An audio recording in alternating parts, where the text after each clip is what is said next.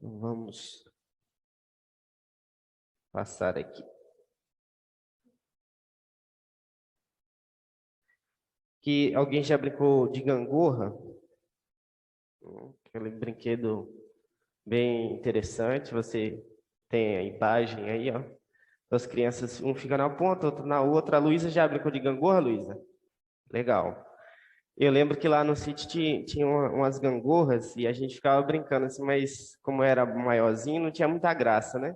É mais para criança menorzinha. O que a gente vai tentar fazer hoje aqui é um pouco disso, brincar de gangorra. Por quê? Como assim? É exatamente algumas perguntas que nós vamos fazer e vamos ficar assim, ó, como uma gangorra. A nova aliança tem tem algo relacionado com as antigas? Sim, não, talvez. Existe alguma continuidade entre a antiga aliança e a nova aliança? Sim, não, talvez. Existe coletividade na nova aliança? Sim, não, talvez. Então, o que que a gente vai fazer aqui? A gente vai tentar fazer com que a balança da gangorra sempre fique no meio. Quando perde a graça, né? Na gangorra em si, a graça é quando você fica lá em cima.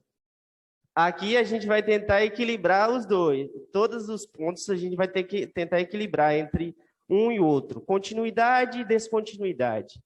Coletividade e individualidade. Interior e exterior. Vamos tentar equilibrar a balança para que a gente consiga contemplar o todo da aliança com Cristo, a aliança da consumação.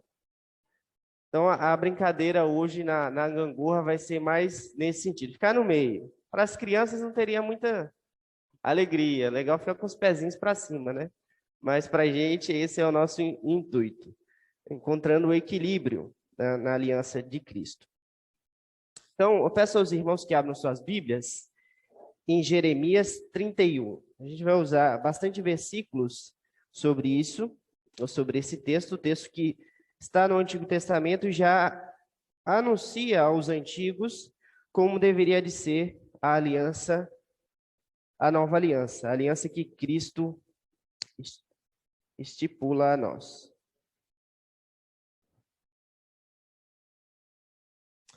Peço ao Hernandes que leia para nós do verso 31 até o 34.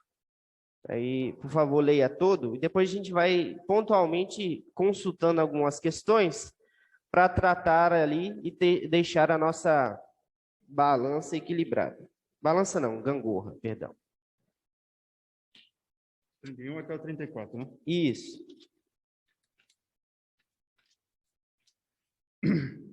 Eis aí, vem dias, diz o Senhor, em que firmarei nova aliança com a casa de Israel e com a casa de Judá. Não conforme a aliança que fiz com seus pais, no dia em que tomei pela mão, para os tirar da terra do Egito, porquanto eles anularam a minha aliança. Não obstante, eu o haver desposado, diz o Senhor. Porque esta é a aliança que firmei com a casa de Israel. Depois daqueles dias, diz o Senhor, na mente lhes imprimirei as minhas leis, também no coração lhes escreverei, eu serei o seu Deus e eles serão o meu povo. Não ensinará jamais cada um ao seu próximo, nem cada um ao seu irmão, dizendo, conheço o Senhor, porque todos me conhecerão, desde o menor até o maior deles, diz o Senhor, pois perdoarei as suas iniquidades e dos seus pecados jamais me lembrarei. Perfeito. Obrigado, Hernandes. Então, tem esse texto sempre aberto aí, volta e meia nós voltaremos nele, ok? O primeiro tópico é que tudo que era antigo tornou-se novo na nova aliança. E tudo se refere a todas as alianças. Veja que a menção que Jeremias faz não está ligada apenas à aliança mosaica. Numa interpretação mais rápida do ensino bíblico, geralmente se costuma fazer essa distinção entre a diferença da nova aliança, só fazendo referência àquilo que foi prescrito em Moisés, que aquilo foi deixado de lado, a lei, e agora nós vivemos em outro tempo, o tempo da graça. Geralmente, nos círculos evangélicos, nós encontramos essa distinção. Agora nós vivemos no tempo da graça, nós não vivemos no tempo da lei. E aí várias coisas nós já debatemos, já discutimos sobre isso, que são traçadas aí porque estamos na graça, podemos fazer um monte de coisa, o que o povo da lei não precisava.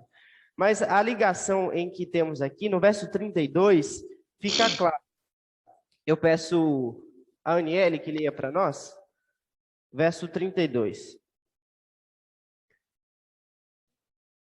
Isso, do 31, Jeremias 31, verso 32. Não conforme a aliança que fiz com seus pais.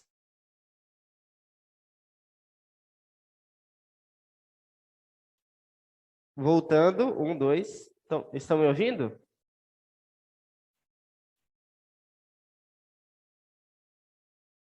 Não, sim, talvez.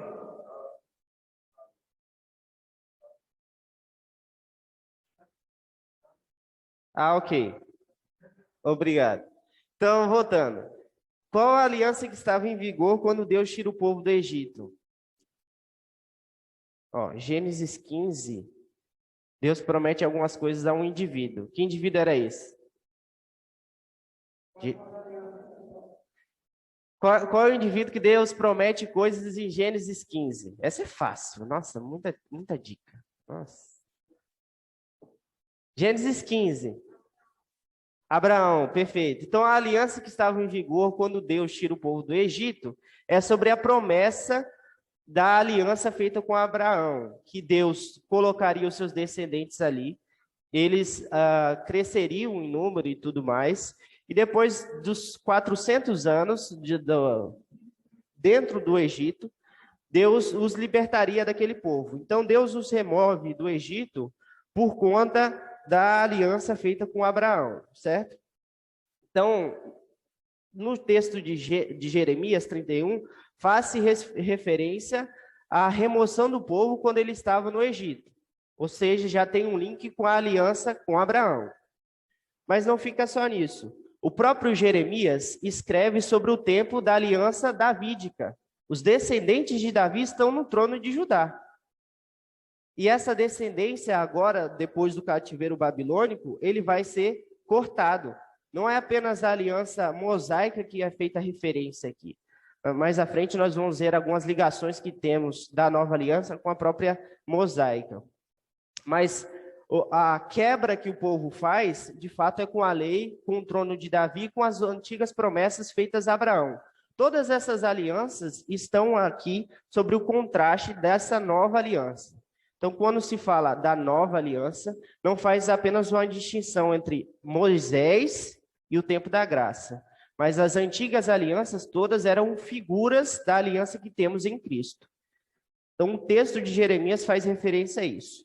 Eu peço à nossa irmã Olívia que leia para nós Jeremias, capítulo 2, que também faz referência a isso. Jeremias, capítulo 2, o verso 5. Eu peço a Dalila que leia o 13, o 20 e o 32. A irmã Olívia, Jeremias 2, 5. A Dalila, Jeremias 13, 20 e 32.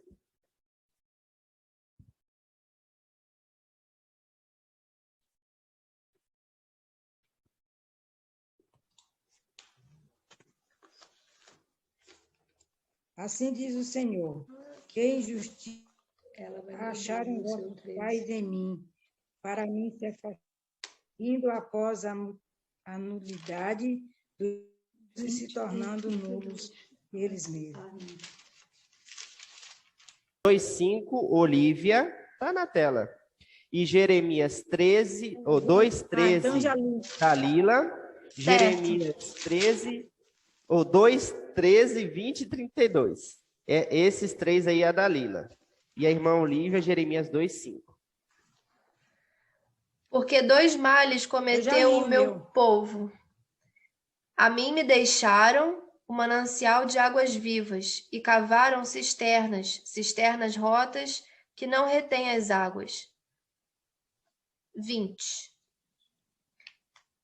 Ainda que há muito quebrava eu o teu jugo e rompia as tuas ataduras, dizias tu, não quero servir-te, pois em todo outeiro alto e debaixo de toda árvore frondosa te deitavas e te prostituías.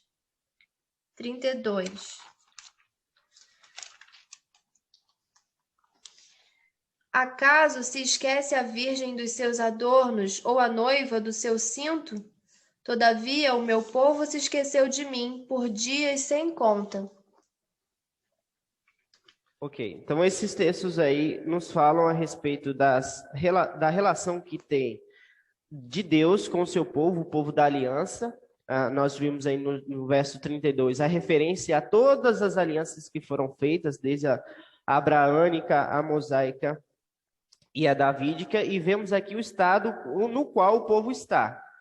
O povo está em apostasia, o povo está adorando outros deuses, as referências que fazem é como se eles deitassem em qualquer árvore, como se eles possuíssem novos deuses, não querem servir a Deus, eles não desejam estar em comunhão, em aliança com o seu Senhor.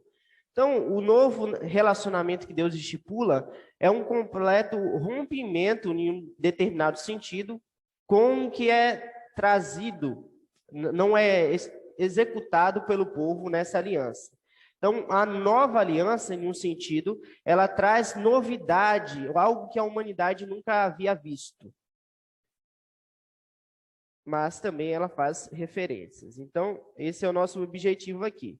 O que há de novidade entre a antiga e a nova aliança? A novidade, alguns pontos da novidade estão baseados justamente nesse ponto que nós já lemos. Eles anularam a minha aliança. Veja, o povo estava em um relacionamento com Deus. O povo estava ali na terra que foi prometida a Abraão, e eles já gozavam do benefício dos reis, a aliança davídica já era estipulada, e Deus prometeu que o trono de Davi estaria ali para sempre. Deus prometeu aquela terra de Canaã para o povo, e tudo isso eram promessas da antiga aliança, das estipulações que foram feitas com o povo, figura daquilo que ainda viria. Mas o povo, ele se rejeitou em permanecer sobre as prescrições da lei, sobre as bonanças que se tinham nessa aliança, nas alianças prometidas por Deus. Então, o que acontece? Eles, em certo sentido, anulam essa aliança. Então, como nós poderíamos entender essa anulação da aliança? Veja, como que nós podemos anular a aliança que nós temos com Deus? Alguém tem algum comentário? Como que esse povo anulou a aliança que eles tinham com Deus? Alguém em casa? Alguém por aqui? Perfeito, adorando outros deuses. O que mais?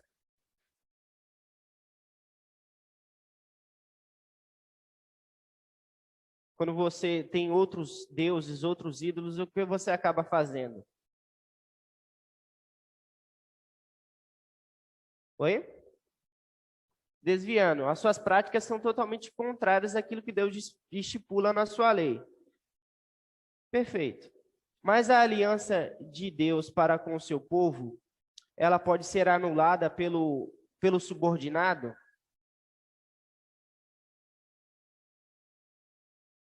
Sim ou não?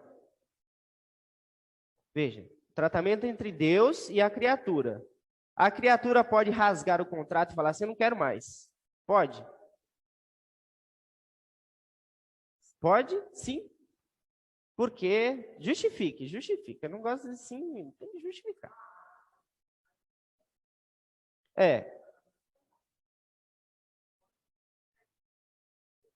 Certo. Perfeito.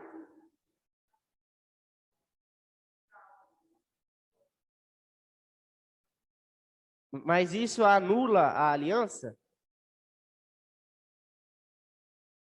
Sim, não, mais alguém? Algum comentário? Então não tem como anular. E por que o texto fala que eles anularam a minha aliança? E agora? O texto está falando. Eles anularam a minha aliança.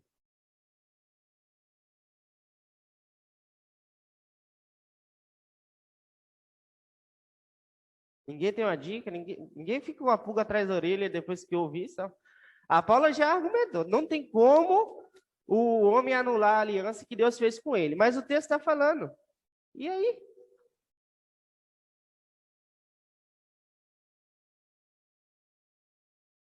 Ninguém fica com a pulga atrás da orelha depois dessa...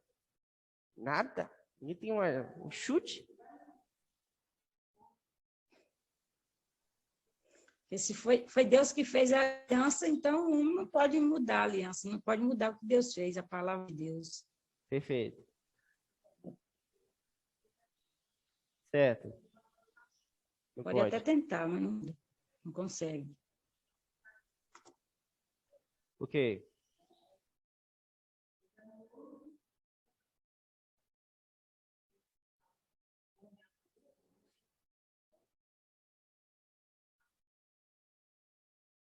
Pronto. Ok, estamos no caminho. Quando o texto diz que eles anularam a aliança, é justamente no sentido mais relativo que nós devemos entender. Não que o homem se anula o propósito de Deus de esposar um povo e fazer dele a sua noiva, de fazer dele aquele que tem comunhão consigo. O texto diz que eles anularam porque eles não cumpriram as estipulações, eles se mostraram ineficientes. Então, por conta dessa ineficiência do povo, é necessário uma aliança que seja durável, perpétua e consumada. Alguém precisa cumprir todas as estipulações da aliança que Deus fez. E esse alguém virá sobre a nova aliança. Então, nesse sentido, existe certa novidade entre a antiga aliança e a nova. Não é uma mera renovação da antiga aliança. Não é uma mera renovação das promessas feitas a Abraão. Não é uma mera renovação à lei dada a Moisés, ou ainda ao trono estipulado a Davi. Não é só um rejuvenescimento, a recachutada. Sabe aqueles programas que tem? Que uma mulher está lá, ela não se veste bem, não está bem, aí daqui a pouco alguém vai lá dar um banho de loja nela, faz um monte de plástico e fala assim, ó, nova mulher. Não é só nesse sentido que o texto fala. O texto fala de uma renovação muito mais plena. É algo que, em certo sentido, é completamente novo. As estipulações da nova aliança, em um certo sentido, estão completamente novas. Ok? Alguém tem alguma dúvida? Algum apontamento? Algum esclarecimento? Ó? Ok. Então, esse primeiro ponto fica claro. Existe uma novidade em relação a nova aliança com a antiga. É novo. Mas ela também mostra continuidade. Existem elementos da nova aliança que trazem continuidade à antiga aliança. Um deles é o próprio relacionar-se de Deus com o povo. Ainda no verso 32, eu peço... Deixa eu ver quem está conosco aqui.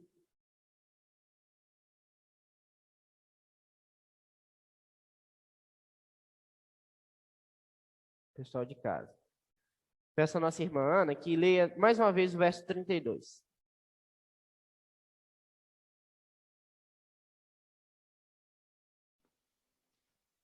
Verso 32. 31, 32, né? Isso. Jeremias 31, 32. Certo. Não conforme a aliança que fiz com seus pais, não no dia em que os tomei pela mão para os tirar da terra do Egito, porquanto eles anularam a minha aliança. Não obstante, eu os haver desposado, diz o Senhor. Perfeito. Então, aqui, na nova aliança, ainda estipula-se um mesmo relacionamento que Deus tinha com o povo. Veja em várias partes do livro de Jeremias, Deus se relaciona com o povo como se fosse alguém que desposasse uma mulher. Toma ela e cuida dela. Na nova aliança, como Deus se relaciona com a sua igreja? Qual é a figura que Paulo traz em relação à igreja na nova aliança?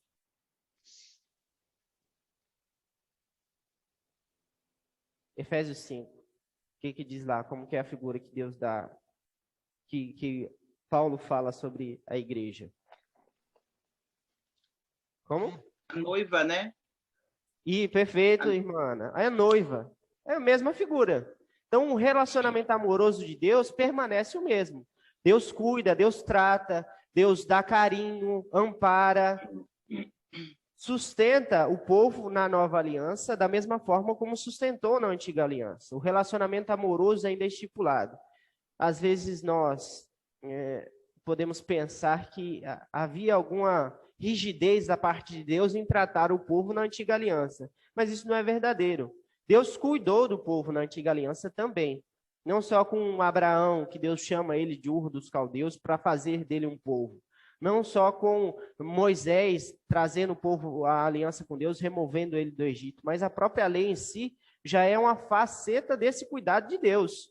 Deus está deixando o povo viver sozinho, a léu daquilo que ele requer? Não.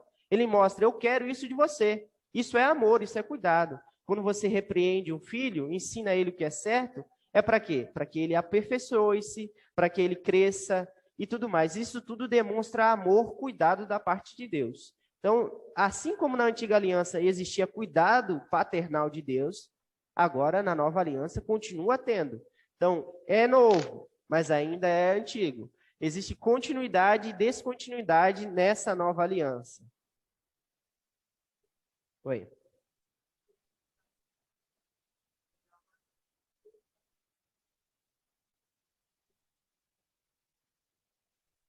Se a gente olhar lá desde Adão, né, Adão e Eva, depois vem vindo todas as alianças, você vê também esse cuidado de Deus o tempo todo, né? Uhum.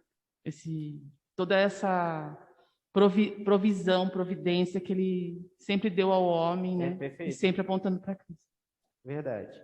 Sempre tem esse relacionamento de cuidado amoroso de Deus para com o seu povo. Meu Deus. E também existe continuidade na própria estrutura da nova aliança. Peço à irmã Ana que lê mais uma vez agora o verso 33, Jeremias 31, verso 33. Tá bom. Porque esta é a aliança que firmarei com a casa de Israel depois daqueles dias, diz o Senhor. Na mente lhes imprimirei as minhas leis, também no coração lhes escreverei. Eu serei o seu Deus e eles serão o meu povo. Joia. Então, o que temos aqui?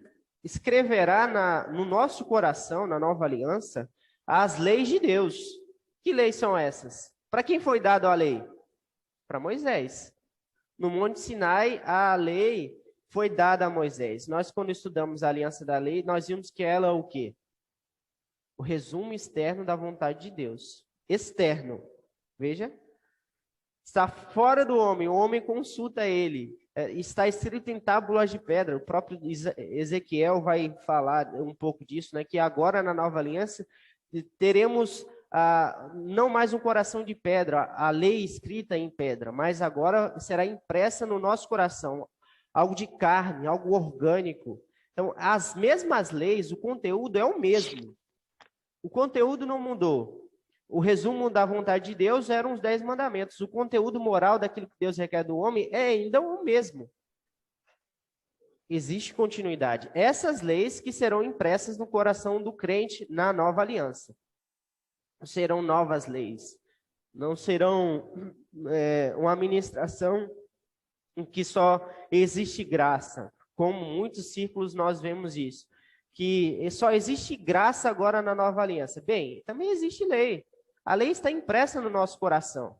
Nós não vivemos a vida cristã para estarmos sem lei, ao nosso bel prazer, como nós desejamos. Se fosse assim, seria uma anarquia o mundo. Tudo seria lícito, tudo seria perdoado, mas essa não é a vontade de Deus. Ainda Deus requer moral do seu povo. Isso é uma perfeita linha de continuidade, tanto dos antigos quanto conosco. Nós ainda precisamos da lei e agora, na nova aliança, a lei está impressa em nosso coração. Alguém tem alguma dúvida sobre esse ponto? Algum levantamento? Nada? Ok, então vamos ao próximo. Na nova aliança, também existe continuidade entre o perdão dos pecados. Eu peço à irmã Ana que leia mais uma vez para nós. O 34 agora. Não ensinará jamais cada um ao seu próximo, nem cada um ao seu irmão, dizendo: conhece ao Senhor, porque todos me conhecerão, desde o menor até o maior deles, diz o Senhor. Pois perdoarei as suas iniquidades e dos seus pecados jamais me lembrarei. Exato. Vamos ver aqui agora a estipulação da continuidade aqui. Como que funciona isso? Na antiga aliança, no tempo de Moisés, existia provisão para perdão? Sim, como? Se não, como? Hã? Eu não entendi, Túlio, a pergunta. Só um momento, Paulo. Eu perguntei se na antiga aliança, na aliança da lei, e nas outras alianças também, na de Moisés, na de Davi, existia providência de perdão de pecados? Sim. A resposta é sim. Sim. Alguém quer complementar a resposta aí do Zoom? O Zoom não participou muito ainda não, viu? Por meio de sacrifício de animais, Túlio? Opa, perfeito. Exatamente. Como que era o rito? Alguém sabe algum resumo de como que era o rito dos sacrifícios no Antigo Testamento? Alessandra? Você quer falar aqui, por favor? Animal limpo. Vamos lá, como que era o rito? Vamos lá. Tinha que ser animais novos, em perfeito estado, sem defeitos. Ô, Ana, vocês podem, porque a Alessandra quer falar aqui. Só um momento. Ah, tá bom, vou ficar quietinha.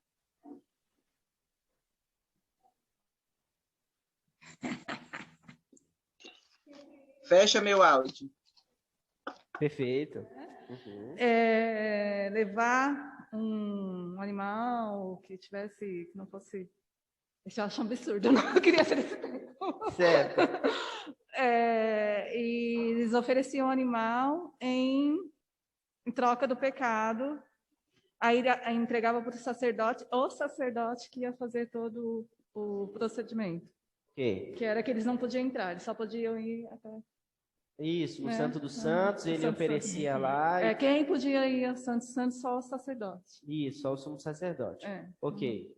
É isso. Perfeito, obrigado, Alessandra, pela contribuição. Exatamente, em resumo, era isso que acontecia. O povo tinha suprimento de perdão por meio dos sacrifícios dos bodes, dos bezerros, dos novilhos. E se você tiver curiosidade depois, existia uma relação sangrenta. Existia um dia do ano que era o dia da expiação. Nesse dia da expiação, o povo levava os animais para que eles morressem ali e simbolizassem o seu pecado. Só nesse rito em si, que era repetido continuamente, havia a lembrança dos erros, os pecados que eu cometi nesse ano. Então, existia uma contrição, Deus perdoava sim, mas existia na antiga aliança uma constante lembrança desses pecados. A promessa sobre a nova aliança é que Deus se esqueceria deles. Então, o sacrifício de Cristo foi único, vicário na cruz. Uma vez por todas, não há preciso continuidade nesse sacrifício. Os crentes antes de Cristo foram justificados naquele sacrifício. Os crentes depois de Cristo serão justificados nesse mesmo sacrifício. Nós somos justificados diante de Deus por meio do sacrifício de Cristo. Nosso perdão está ali, nossa purificação está ali. Em um único ato, todo o povo é perdoado. Mas a figura que se tinha na antiga aliança era de uma lembrança anual dos seus pecados, uma lembrança anual das suas falhas. Então, as promessas que são feitas aqui, embora exista a continuidade, existia suprimento de perdão. Mas agora a realidade que está sobre a nova aliança não são as figuras, mas a coisa em si. O perfeito sacrifício já foi oferecido.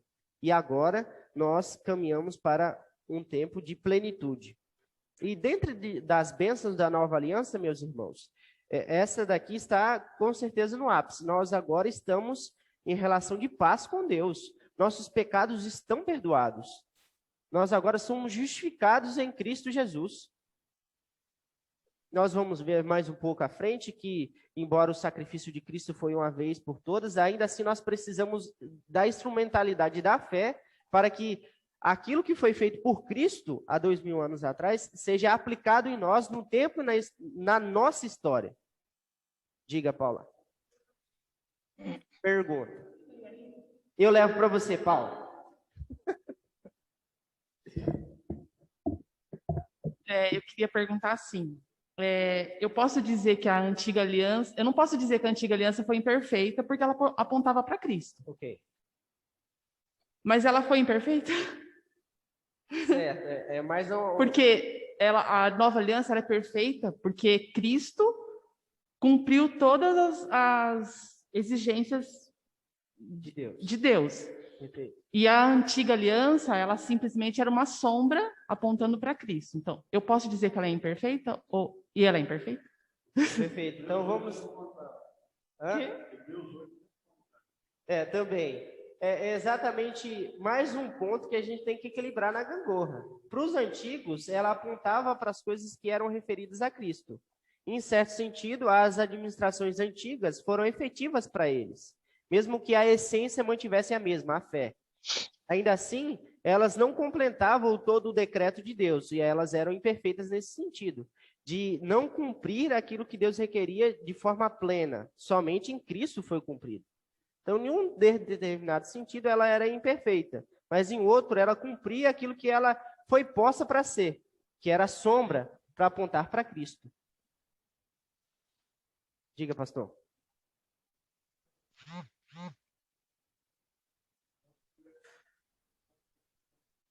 É a figura da semente. A semente, por exemplo, ela é a planta inteira, enquanto é semente. A planta inteira está lá embutida na semente. Ela não é meia planta, metade de planta, ela é a planta. Não é? Mas quando você tem a árvore frondosa, a semente já é outra coisa, já é diferente. Então, para os antigos, aquela semente era a aliança. Mas hoje nós já temos a árvore completa. Então, não adianta mais voltarmos para a semente.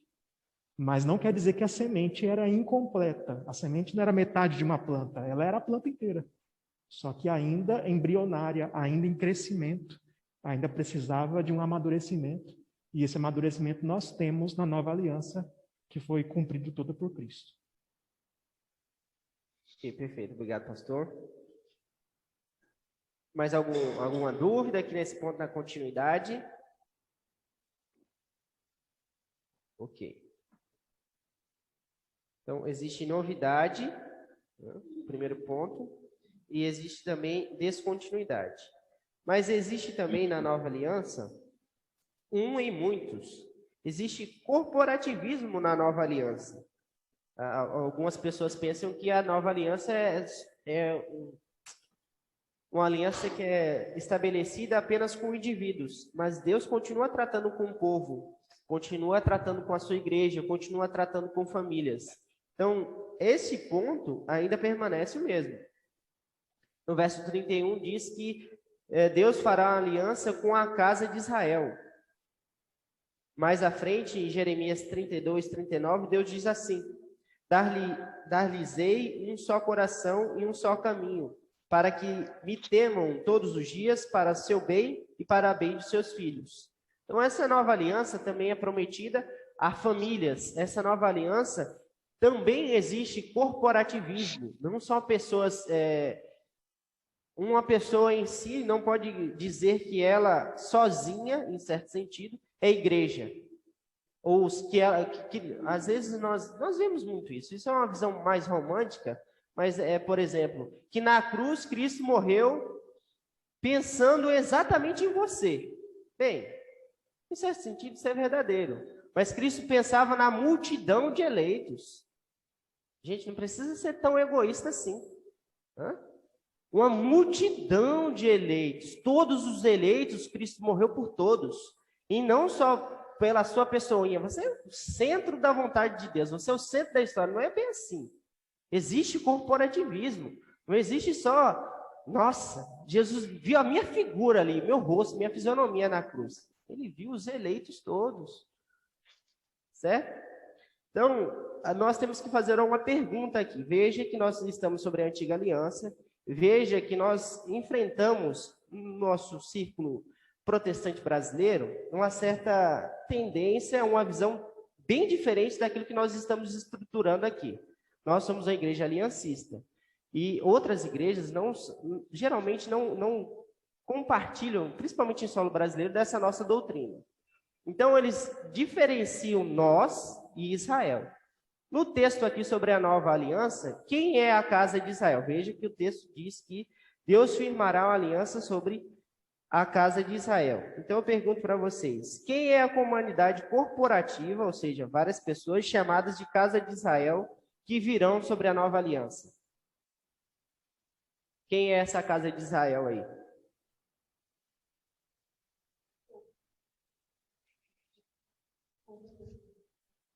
Povo eleito de Deus. Mas e os antigos?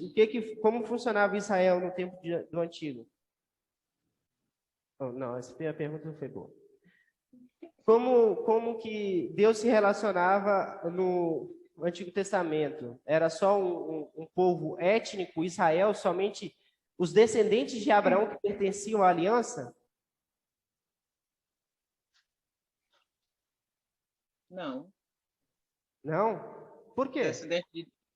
Os descendentes de Noé também? Certo, mas ainda assim são descendentes étnicos de um povo? É como se eu falasse assim, os brasileiros são aqueles que são filhos de Deus.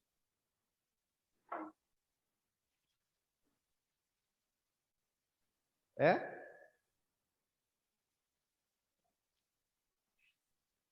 Diga, Aniele, por favor. Eu acho que os crentes estão se cansando. Eu acho, eu acho que não, porque lá em Ruth a gente vê que ela era moabita.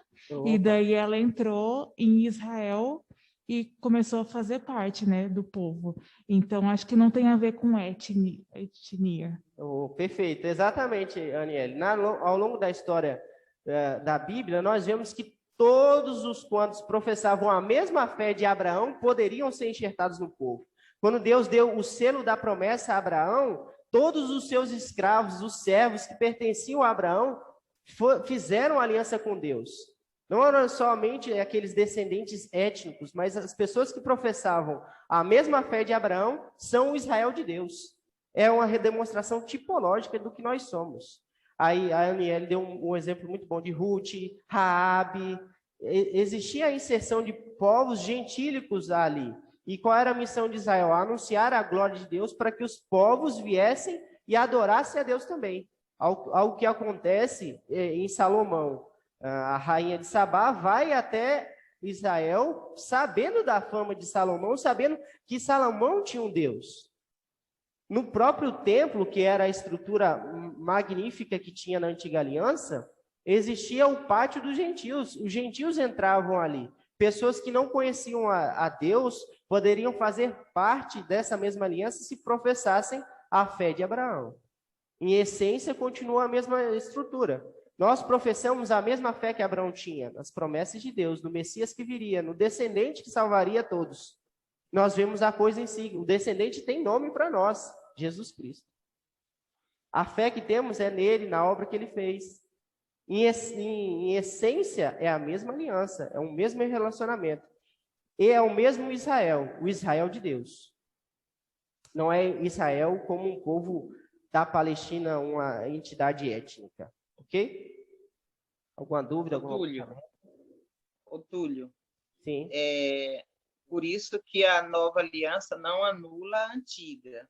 Perfeito. Porque, como a Aniele citou aí, e você também, da prostituta lá, da Raabe e outros que não eram, e por meio da crença daquela época, tinha que ter, se eu posso falar assim, tinha que existir um arrependimento para que fossem firmados, para que fossem povo de Deus naquela época.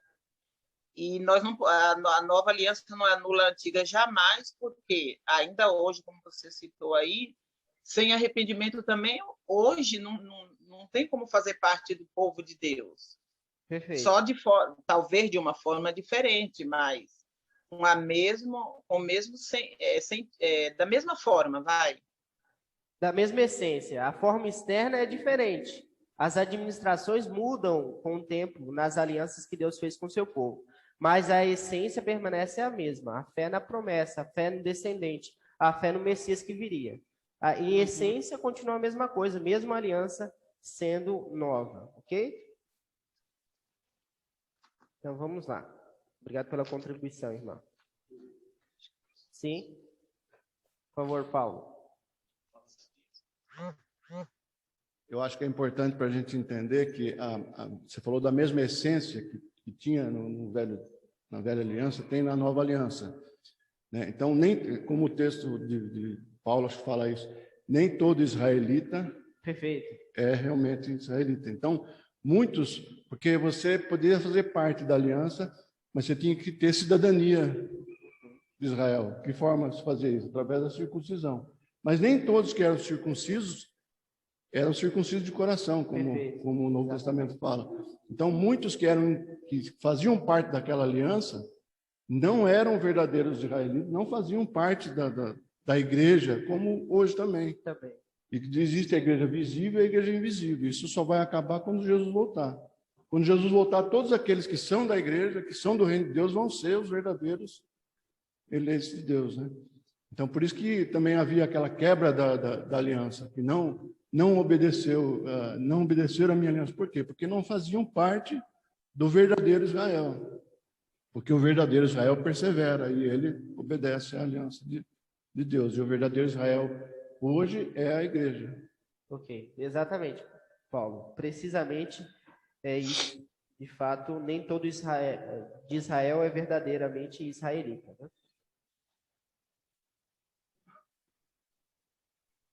Também existe individualismo na nova aliança. Veja, também um pouco ligado a esse ponto que o Paulo levantou, que embora Deus se relaciona com um povo, com a sua igreja, ainda assim ele se relaciona com indivíduos. E as duas ideias, embora pareçam à primeira vista, elas não são excludentes. Corporativismo e individualismo. Elas duas conseguem se conciliar. Não é porque Deus trata com a igreja que ele não tem intenção de falar com indivíduos. Mais uma vez, fazendo a alegação daquilo que eu disse. Nós somos salvos pelo sacrifício vicário de Cristo no tempo, na história. Mas ainda assim, só são efetivadas as bênçãos conquistadas por Cristo na cruz quando o Espírito Santo aplica em nós essas bênçãos na nossa história. Cristo já fez tudo que era necessário, mas nós só damos contas e colhemos essas bênçãos quando o Espírito Santo aplica em nós, individualmente, por meio da fé, essas bênçãos. Então, eu peço a Dalila que leia para nós aqui o recorte que temos aqui do livro. Está projetado aí. Eu, Túlio? Você. Cada indivíduo é responsável por aceitar o Salvador mediante a sua fé pessoal, mas Deus continua, na nova aliança, lidando corporativamente. O Senhor administra a graça da nova aliança a famílias e a igrejas como um todo. A casa de Judá, ou de Israel, se refere, no final das contas, ao povo eleito de Deus. É com essas pessoas, como uma unidade, que é estabelecida a nova aliança. Perfeito. Então, aqui nós temos o caráter tanto individualista, né? Não individualista, mas individual, do relacionamento que Deus tem com o seu povo e o relacionamento corporativo. Não é porque os meus filhos foram batizados e estão representando aqui a aliança dos seus pais que eles são efetivamente salvos. O que é necessário para uma criança ou para um adulto entrar na comunidade da aliança? A fé pessoal. Ele precisa professar que conhece a Cristo. Ele precisa ter o Espírito Santo habitando nele e ser regenerado. O batismo é um símbolo que eles estão no relacionamento pactual com Deus, mas a aliança foi feita com os pais. Eles entrarão em aliança com Deus também, a partir do momento que eles, na sua história, professarem a fé pessoal em Cristo Jesus. Eu creio em Cristo Jesus. Nós não cremos no símbolo do batismo como se fosse o livramento ali. Agora você já batizou, não é mais pagão. Está livre. Já era. Então, se você não é mais pagão, não precisa mais fazer nada. Você já é crente. Não é essa figura que nós temos. Nós temos a ideia de que nós precisamos, de fato, de um relacionamento pessoal e íntimo com Deus. Nem todos aqueles que são de Israel são verdadeiros israelitas. Isso é um alerta para nós também.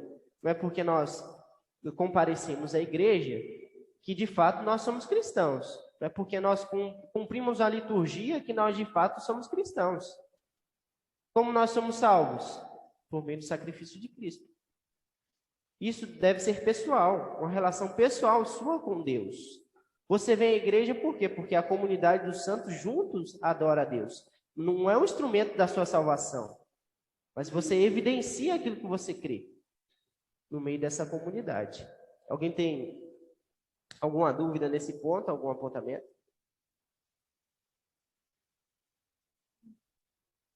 Ok, então vamos. Os antigos colocavam batismo, né? Sendo o motivo da salvação. Você falava de não poder morrer pagão. Então não vai demorar um pouco mais para batizar uma criança. Eu falava, eu batizo essa criança, porque se ela morrer, ela vai morrer pagão. Isso é um berço da tradição católica, né? Da visão católica, né? Batizar para a criança não morrer pagã. Não? Batizar para que ela tenha a graça infundida nela, né? E isso seja um meio para que ela na frente faça caridade, boas obras, enfim. Não é tanto a nossa pauta, mas em síntese é isso. O batismo em si é um símbolo, mas da corporatividade, nós batizamos nossos filhos como um símbolo dessa corporatividade, da aliança que nós temos com Deus. Mas os filhos da aliança também precisam professar a fé em Cristo Jesus para que sejam efetivamente salvos.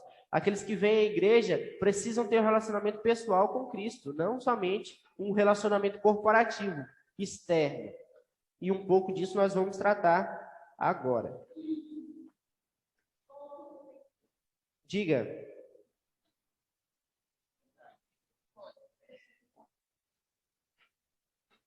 Então, nesse caso do batismo da Igreja Católica, que não morre pagão. Mas e se uma criança... Vou te deixar aí mais uns lençóis, mas é assim, tá, então os católicos falam, né, que se batiza essa criança, senão ela vai morrer pagão. Mas e se a criança morre e não foi batizada? Não aceitou Jesus? Porque a gente crê, né, que depois que nós nos arrependemos, aceitamos Jesus, aceitar Jesus é o primeiro passo, e depois se arrepender dos pecados. E a criança não aceitou, não morreu e não aceitou. Agora eu vou complicar um pouco mais. E se uma pessoa não tem condições, espera a Alessandra ensinar. E se a pessoa não tem condições mentais de professar a fé em Cristo Jesus?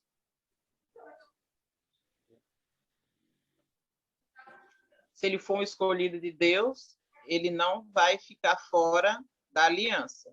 Perfeito. Então, isso inclui as crianças que morrem na infância, isso inclui quem não consegue professar a Cristo por conta de deficiências cognitivas. Esse grupo de pessoas não consegue relacionar as coisas do Evangelho, e essas pessoas não podem ser salvas? Não. Como nós somos salvos? Não é por nossa condição física ou nossa condição de nascimento. Nada disso é efetivo para ser salvo. O que é efetivo para ser salvo é ser um daqueles que Cristo morreu na cruz. Todos os eleitos serão salvos, serão regenerados em Cristo, ressuscitarão com Cristo. E isso não precisa necessariamente professar a fé. porque nós usamos o meio ordinário. O meio ordinário é esse, mas existem os casos excepcionais. A própria confissão fala um pouco disso. Diga. É que assim, muitas vezes a gente confunde o instrumento com a causa. A fé é o instrumento pelo qual você obtém a salvação, pelo qual você recebe. Mas a fé não é a causa da salvação. Aqueles que podem professar fé, devem professar fé para ser salvos. Certo? É o meio ordinário de salvação, é você professar a fé em Cristo Jesus e receber a salvação. Mas não é a fé que garante a salvação. O que garante a salvação? O fato de Cristo Jesus ter morrido por você. Certo? Jesus Cristo morreu por todos os eleitos. Esse é o ponto. O ordinário é que você receba isso por meio da fé. Agora a questão é, e aqueles que não podem professar fé, que são crianças que morrem ainda infantes, né, ainda bebês, e pessoas, por exemplo, com deficiência mental, né, e que não podem responder com fé. Se eleitas, Jesus morreu por elas. Então, ainda que elas não tenham um instrumento para receber essa salvação, elas são salvas. Aquelas que são eleitas. Agora, aí o ponto é, como é que você sabe quem é eleito e quem não é? Você não sabe. Então, mas não podemos duvidar que Deus possa salvar alguém, mesmo que essa pessoa não tenha, por alguma limitação, o instrumento pelo qual ela recebe a fé. Certo? Então, nós não cremos como outras igrejas que creem que você é salvo por causa da fé. Como se a fé fosse uma obra que você faz para ser salvo. Não. A fé é só um instrumento para receber. Né? É só o bilhete premiado. Vou dizer assim. Mas não é a fé que garante salvação. É Jesus Cristo na cruz. E todos por quem ele pagou a dívida são salvos.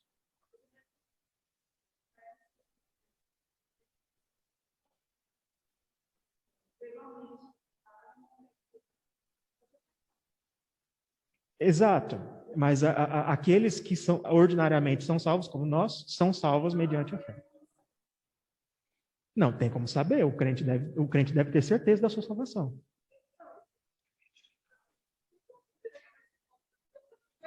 Sim. O crente deve ter certeza da sua salvação.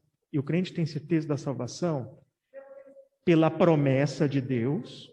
Porque tem 3 maneiras. Porque se você crê em Jesus Cristo, a Bíblia diz que você é salvo. Primeiro. Segundo, você tem o Espírito Santo que está no seu coração dizendo que Deus é seu Pai e você é salvo. Terceiro, você deve se santificar. Você deve obedecer.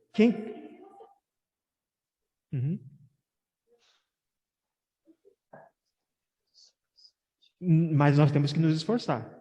O Espírito Santo nos santifica quando nós usamos os meios ordinários.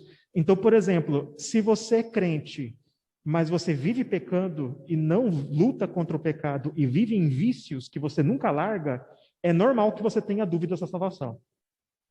É por isso que Pedro manda você confirmar a sua salvação. E como é que você confirma a salvação? Obedecendo a Deus. Certo? Então são 3 formas, ok? Pela promessa de Deus, pelo Espírito Santo no nosso coração, que é o meu subjetivo, e pela obediência. E a obediência também vai te dar certeza. Certo? E o normal, o esperado de um crente, o esperado é que ele tenha certeza da sua salvação. Se ele não tem, a gente espera que ele desenvolva isso. Mas não é o normal, não é o ideal que o crente não tenha certeza da salvação. Certo? Eu tenho muitos assuntos. Tem um pouco de spoiler que a gente vai tratar mais à frente. Mas, em síntese,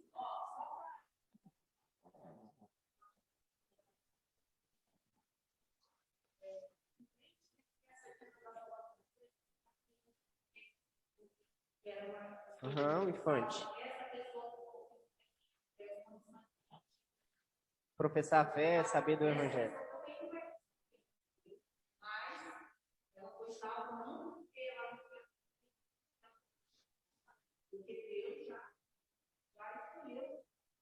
Perfeito. Perfeito. Exato. É como a gente tem que fazer a distinção. A fé não é a causa da salvação. A fé é um instrumento de apropriação. É o órgão de apropriação da nossa, dos bens em Cristo, a fé pessoal que nós temos. Mas ainda assim, ela não é a coisa em si. A coisa em si é a morte em Cristo. A fé não é uma obra. O que é a obra que satisfaz a justiça de Deus é apenas a obra de Cristo, que é a sua morte vicária na cruz. Exato. Professa porque é salvo, não é salvo porque professa. Perfeito.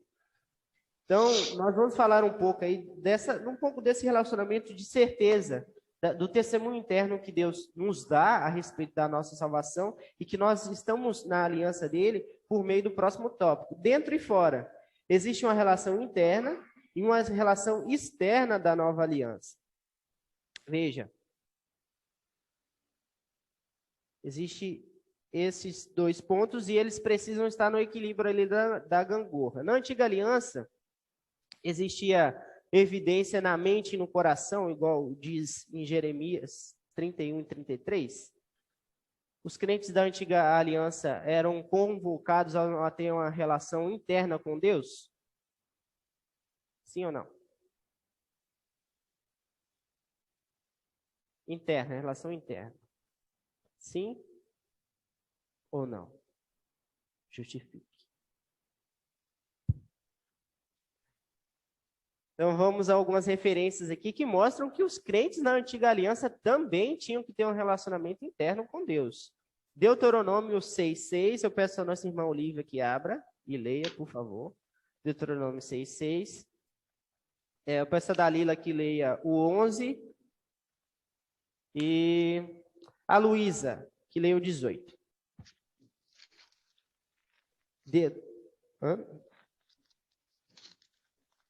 Perdão, eu li errado.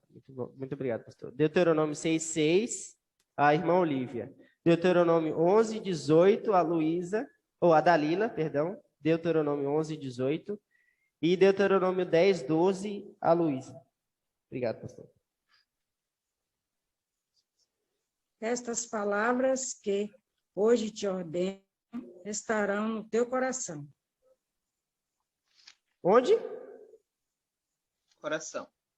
Coração. Coração é externo? Íntimo. Íntimo. É interior. Vamos lá, próximo tópico. Interior. Dalila, por favor. 11:18. Ponde, pois, estas minhas palavras no vosso coração e na vossa alma. Atai-as por sinal na vossa mão, para que estejam por frontal entre os olhos. No coração e onde? Alma. Interno ou externo? Interno. Interno, perfeito. Luísa? 10:12. Permaneci no monte como da primeira vez, 40 dias e 40 noites. O Senhor me ouviu ainda por esta vez. Não quis o Senhor destruir-te, certo? Não, perdão. Eu li errado aqui, escrevi errado. É o 11, o 10 e o 12. Porém, o Senhor me disse: levanta-te e põe-te a caminho diante do povo, para que entre e possua a terra que, sob juramento, prometi dar a seus pais. Teve uma confusão aqui do seminarista, perdão, viu? Acho que é o capítulo 10, versículo 12. 10, 12 foi o que você deu primeiro. Não. Ah, perdão. Então não, é isso. 10, 12. Ô, Luísa, perdão. É culpa do seminarista. Deuteronômio 10, 12. 10, 12. Isso.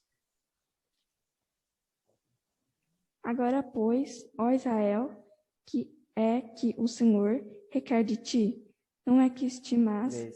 É esse? É. Agora, pois, ó Israel, que o Senhor requer de ti, não é que temas o Senhor, Deus, e andes em todos os seus caminhos, e o ames, e sirvas ao Senhor, teu Deus, de todo o teu coração e de toda a tua alma. Perfeito. De todo o teu coração e de toda a tua alma. Então, na antiga aliança, ó, Moisés, existia uma relação interna também da aliança. Veja, nós temos agora a lei encravada em nosso coração. E como que se dá essa relação? Agora nós temos a realidade interna muito mais enfatizada. Nós temos a realidade interna e espiritual mais destacada na nova aliança. As relações externas ainda existem, mas elas são elipsadas. A ênfase agora na nova aliança são as relações internas que Deus tem com o seu povo. No Antigo Testamento, então, o povo tinha o Espírito Santo? Sim ou não? Sim ou não? Essa é uma pergunta boa, viu?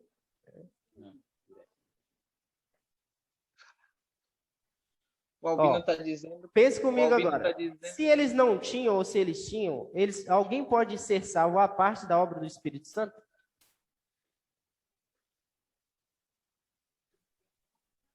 Pela fé. Testemunho interno. E eles conseguiam a concretude dessas coisas à parte da obra do Espírito Santo? Diga, Cláudio. Ok. Mas eu posso dizer que eles tinham o Espírito Santo neles?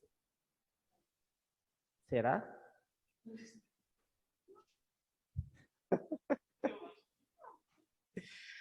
Ó, em Salmo 51, o que Davi pede a Deus lá no final? Qual o principal medo que ele tem ali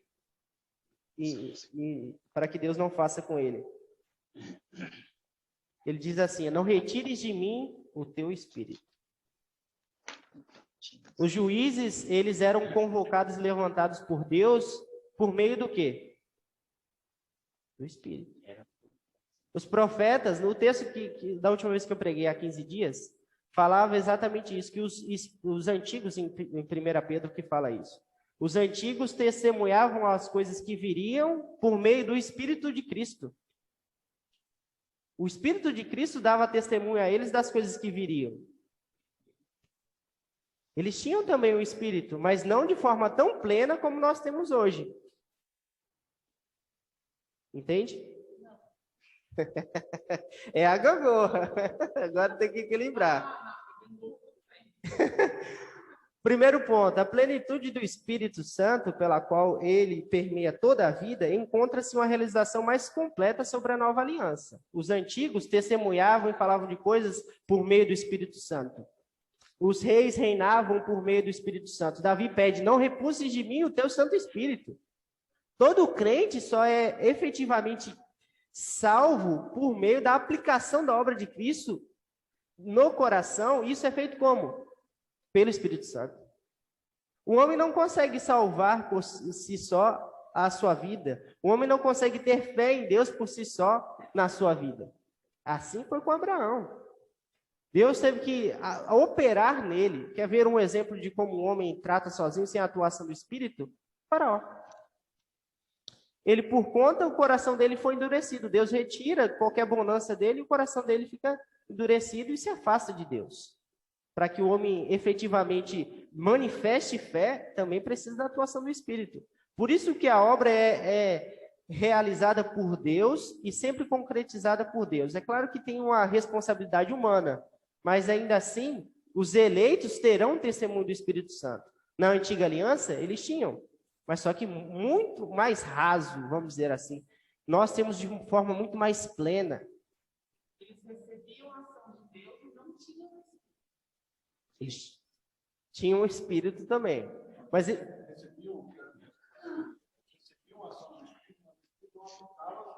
isso, pode ser tratado dessa forma.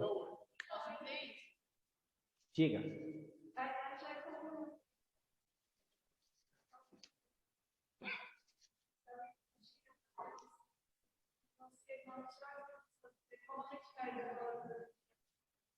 Em certo sentido, sim. Mas, por exemplo, ele vê o exemplo de Saul. Deus levantou Saul e o Espírito Santo capacitou ele em um determinado momento. Mas depois o Espírito foi removido dele. A capacitação foi removida.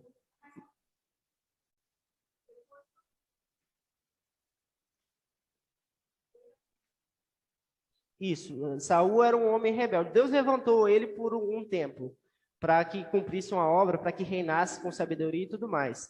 E no Salmo 51, Davi lembra daquele exemplo e pede: Senhor, não retire de mim como tu fez com Esaú. Claro que é a extensão aqui, né? Mas ainda assim os crentes precisavam da atuação do Espírito para serem capacitados a fazer as suas coisas, as coisas que Deus requeria deles, para obedecer, para ter fé e tudo mais. Na Nova Aliança, em Atos 2, o poder capacitador do Espírito permanece nos crentes. A igreja é edificada pelo poder capacitador do Espírito. E é muito mais pleno. Agora ele habita sempre conosco, sempre testemunha conosco.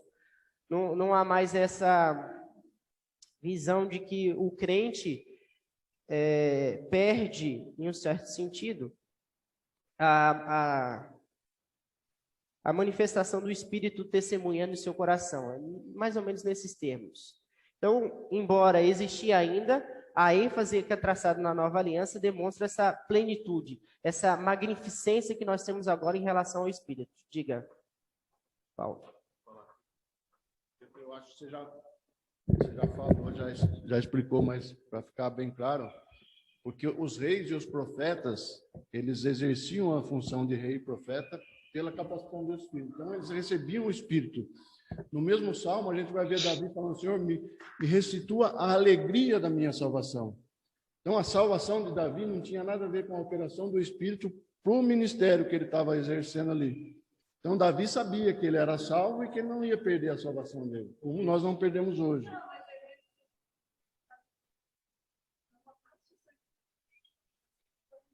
Porque aquele Espírito, no Velho Testamento, os sacerdotes e os reis, eles eram ungidos com o Espírito Santo para poder exercer aquele ministério. Saul, pode ser que não fosse salvo, mas ele tinha o Espírito Santo para exercer aquele ministério como rei. Então, uma coisa é o Espírito Santo exercendo uma função nele ali, no ministério dele, e outra coisa é o Espírito Santo habitando no coração daquele que crê, que hoje o Espírito Santo habita. Então, hoje, não adianta eu não preciso pedir para Deus não retirar o Espírito de mim, porque Ele nunca vai retirar, porque Ele é o selo da minha salvação. Esse Espírito vai selar. Todo mundo que vai olhar para mim vai ver: o Espírito Santo habita no coração dessa pessoa. Através das minhas obras, isso exterioriza, mas Ele está habitando dentro do meu coração e não vai sair nunca. Hoje nós não temos como perder esse Espírito que habita em nós. Ok. Alguém quer dar mais alguma declaração, algum apontamento? Diga, irmão Walter.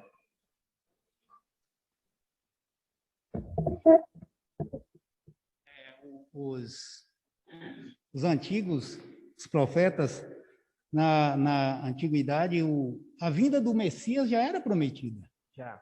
Então, eles criavam, através da palavra, que era a vinda do Messias, já era prometida. Eu gosto muito talvez não tenha nada a ver, mas eu gosto muito desse Salmo 139 aqui, que fala o versículo 16.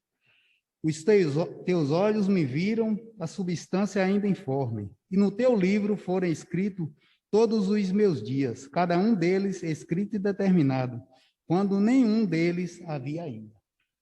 Né? Aquele sentido que a Alessandra estava falando lá atrás, né? Então, sobre a salvação também, Deus escolheu, antes da fundação do mundo, cada um de nós. Todos os nossos dias. Como na pergunta que nós lemos no catecismo hoje, né? Os decretos de Deus não podem ser descumpridos, né? Então, efetivamente, todos aqueles que Ele chama serão salvos. Isso é concreto. Então, dentro aqui, os ruídos. Oi, Túlio. Sim, diga, por favor. Eu percebo que, por exemplo, essa fala do Paulo, ela é bem importante da gente fixar, porque fala sobre convicção. E a gente percebe que, muitas vezes, as pessoas podem ter recebido a salvação, serem salvas, e não terem experiências, não terem essa convicção, porque elas não buscam uma convivência maior com Deus. Então, quanto mais a gente conviver com a palavra de Deus, com a vontade dele, conhecer dele, mais ele se manifesta também para a gente, mais experiências a gente vai ter. Então, muitas vezes a pessoa não usufrui disso e perde essa convicção que o Paulo estava falando. E o pastor falou também sobre a pessoa que vive pecando e tendo prazer com o pecado. Quer dizer, quanto mais a pessoa se aproxima de Deus, mais ela percebe o que desagrada a ele e se afasta do que desagrada a ele, então vai se santificando e usufruindo mais dessa comunhão com ele. Então, é uma coisa assim que ninguém pode dizer que alguém é salvo ou não, só a própria pessoa, e porque ela recebe essa convicção e tem vontade de ter comunhão com Deus.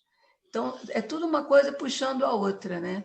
Mas que não dá para ficar tendo uma comunhão com Deus de vez em quando e de uma forma superficial. Não dá. A pessoa tem sede, tem fome da palavra de Deus, de viver perto dele. É uma coisa que vai acontecendo, né? Mas precisa querer experimentar isso. Precisa querer viver totalmente o que Deus pode dar para ela, né? Perfeito. Exatamente isso. A certeza da salvação pode ser diminuída, aumentada ao longo da experiência do crente. Mas ainda assim, a salvação em si sempre vai ser concretizada porque Deus chamou com voz poderosa e ele executa todos os meios necessários para que os seus sejam salvos. Essa é a lição que a Escritura nos diz a respeito disso. Por ora, a respeito do testemunho interno e externo, embora fosse exigido dos antigos ainda uma relação de ter Deus no coração, inculcar a lei no coração, um testemunho interno na alma e no coração, que eles ainda precisavam do Espírito para que a obra de salvação fosse concretizada, a esperança no Messias que viria, no Redentor, no Salvador, no Libertador. Várias partes do Antigo Testamento nós vemos essas figuras. Eles sempre precisavam da atuação do Espírito para que colhessem e exercessem a fé em si. Mas, em certa medida, o poder capacitador do Espírito vinha em alguns homens e os conduzia para obras maiores. Na Nova Aliança, o poder capacitador no crente permanece. Por isso que nós conseguimos conviver entre nós aqui, os diferentes dons são manifestos em nosso meio. Então, o crente pode ministrar a outro crente. Nós podemos contemplar a lei de Deus e em certo sentido, trazer conforto, consolo para os outros crentes, ministrando a palavra. A própria palavra já tem poder em si. Todas essas coisas são trazidas na Nova Aliança e faz com que nós, uma comunidade muito distinta em várias relações, consiga conviver junta e seja capacitada pelo Deus da aliança a executar a sua obra aqui na terra.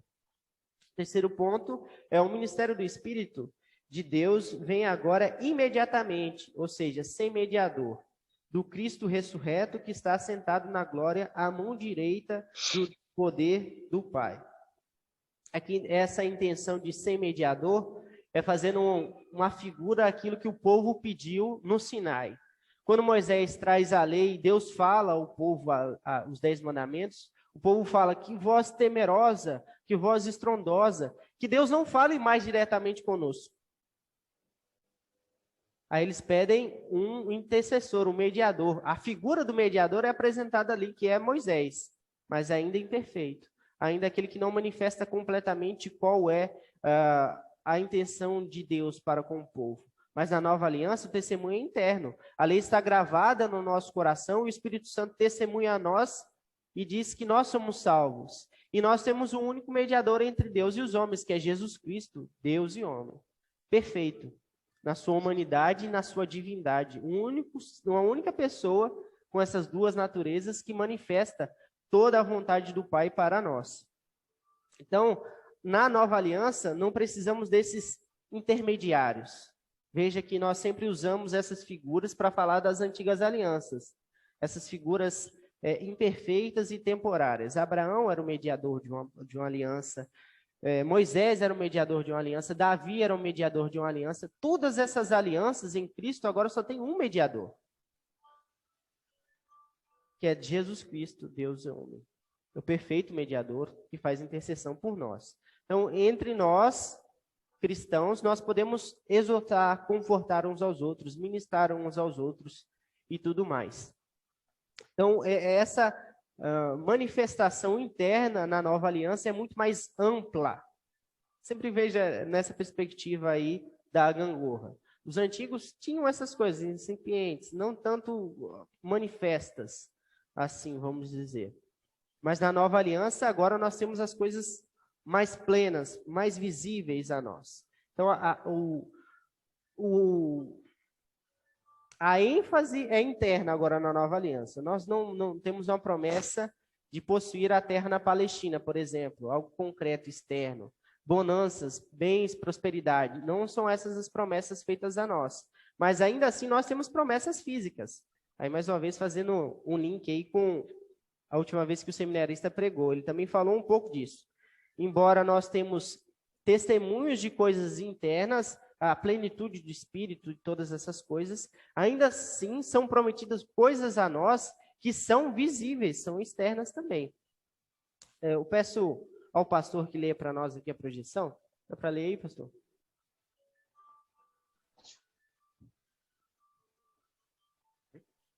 Por favor. Na nova aliança, as realidades interiores da relação de Deus com o seu povo são enfatizadas, mediante a experiência maior da habitação do Espírito dentro de cada crente. As bênçãos maiores da nova aliança são concretizadas. Todavia, ao mesmo tempo, as bênçãos externas do povo de Deus não são ignoradas na nova aliança. A ordem de Deus do mundo material para o bem de seu povo inclui a provisão de todas as coisas necessárias para a vida e a piedade.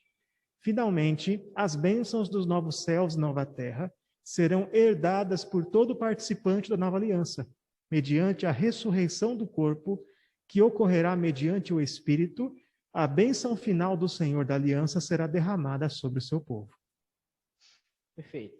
Então, exatamente isso. Embora exista a ênfase agora na realidade interna, ainda assim existem as promessas de questões de posse de herdarmos a terra, o novo céu e a nova terra, a ressurreição do corpo e tudo mais. Então, essas realidades precisam ser equilibradas em ambas as alianças. Elas estão em equilíbrio. Existe o fator interno na nova aliança e o fator externo. Ok? Alguma dúvida, algum apontamento?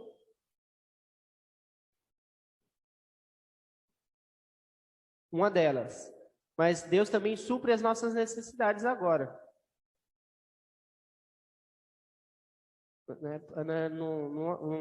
Uma ênfase em prosperidade. Por exemplo, se você é muito rico, não quer dizer necessariamente que você é abençoado por Deus. Entende? E não quer dizer que se você é muito pobre, que você não é abençoado por Deus. Né? Uma coisa não anula a outra. Ok?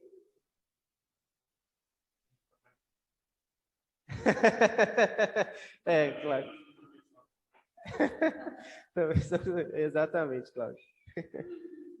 Então, vamos a algumas perguntas para reflexão e revisão.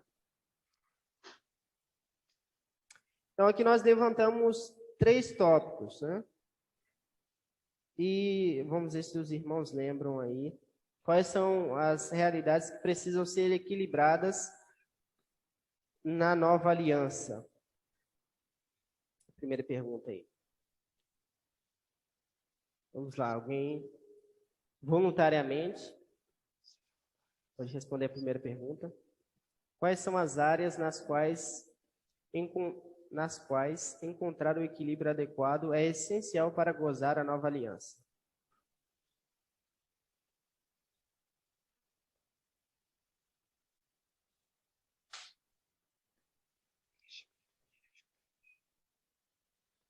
Esse é o momento de revisão. Um dos tópicos que nós levantamos. Qual 2 coisas que precisam ser equilibradas aí? 2 coisas. As primeiras 2 coisas que precisam ser equilibradas na nova aliança.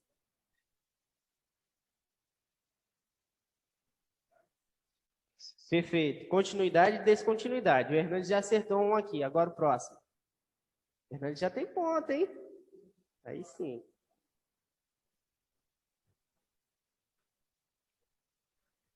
Vamos lá, a primeira tá certa. Só o antônimo agora, você precisa dizer.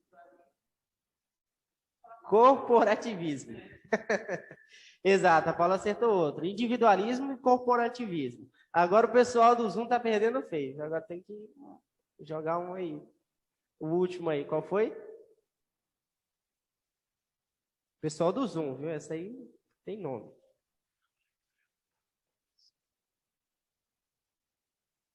Pessoal do Zoom. Tem alguém aí no Zoom?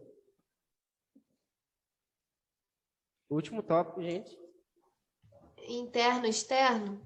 Perfeito. Então são essas três duplas, né, que precisam ser equilibradas. Continuidade e descontinuidade, individualismo e corporativismo, e a realidade externa e a realidade interna, ok? Quais são os elementos de continuidade? Quais elementos de continuidade podem ser aplicados à nova aliança? Agora a gente vai especificamente num ponto. Quais os elementos de continuidade podem ser aplicados à nova aliança? Continuidade. O que mantém na nova aliança que estava sobre as antigas? Vamos lá. Essa é fácil, hein?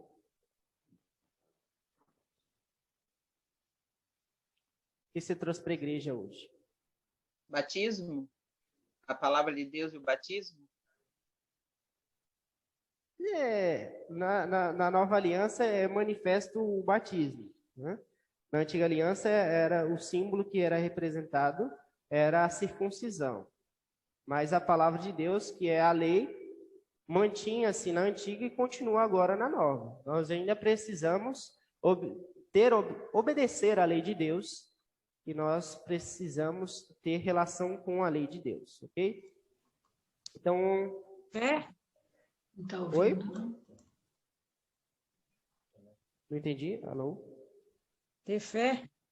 Ter Fé, fé? exato.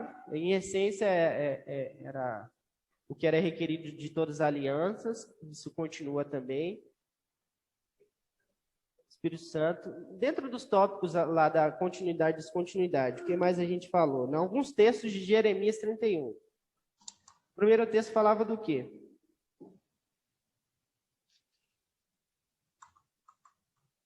No slide, na ordem do slide. Alguém lembra?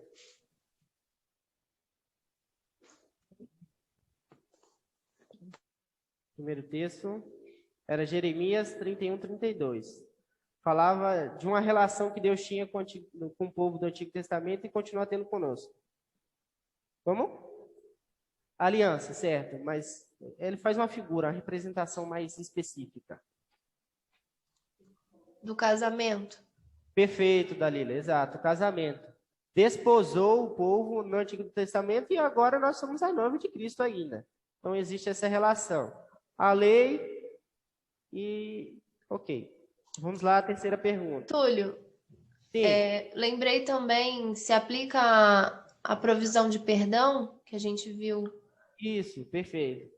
Provisão de perdão. Na Antiga Aliança também tinha essa manifestação, mas na Nova, agora nós contemplamos realidades mais sublimes, né?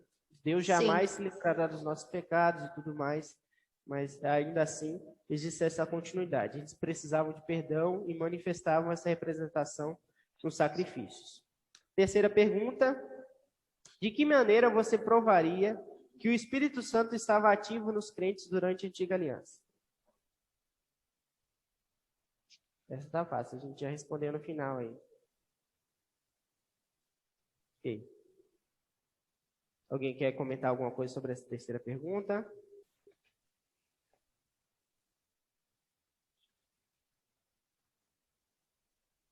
Como que é a mesma pergunta? Terceira pergunta projetada. De que maneira você provaria que o Espírito Santo estava ativo nos crentes durante a Antiga Aliança?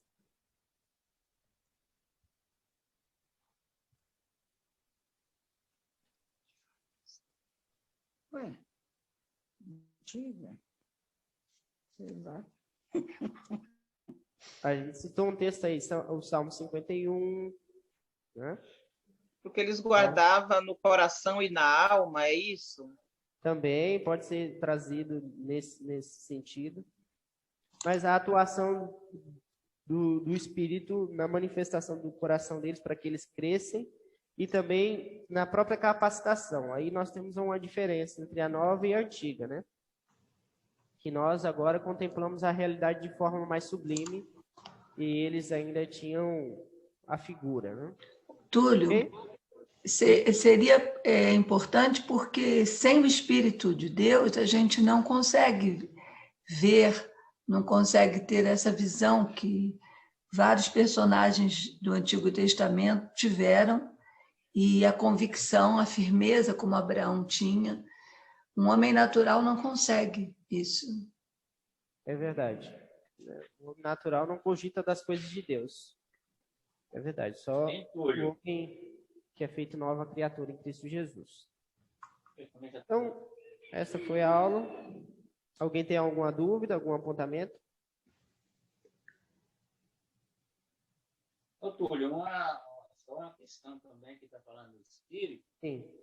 Antes e hoje, só que ele foi otorgado mesmo na cruz com Cristo. Depois que ele saiu, mandarei o meu Consolador. Antes, era como ele já falou, antes, ele falava com um determinado. O Espírito falava que era direcionado ao povo. Hoje não. Hoje é por isso que ele colocou. Eu não estou conseguindo ouvir ainda, irmão. Não está dando para entender. O senhor pode repetir, por favor? Não, já foi falado, só estou citando aqui da vez do Espírito, né? Eles falavam através dos apóstolos. Hoje nós temos que Cristo já fez na cruz, né? Ah, perfeito, entendi. Exato. Eles falavam no Espírito de Cristo, mais ou menos. Isso aí.